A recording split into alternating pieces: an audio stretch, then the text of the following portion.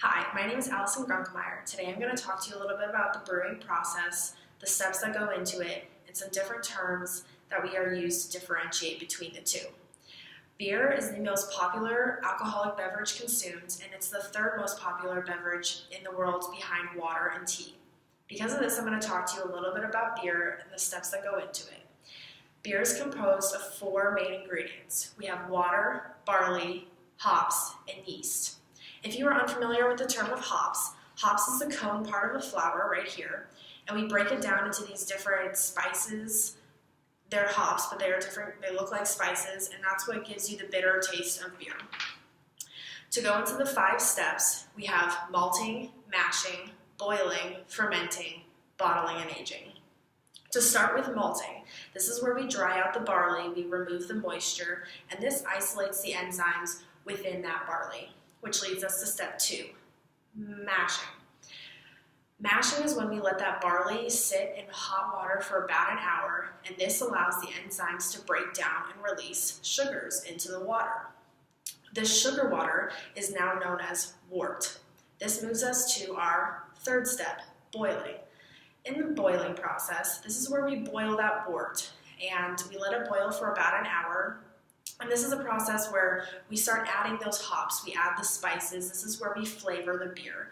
We add whatever we need to get the final products that we want. Once that is done boiling, we let it cool and we filter it out.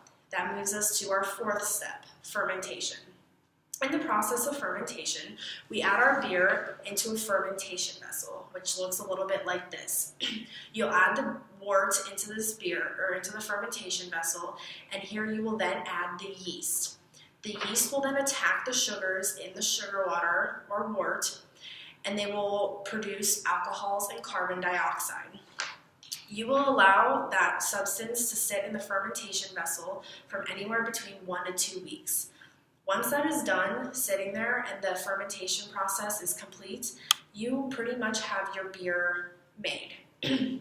Now we move to our final step, which is known as the bottling and aging.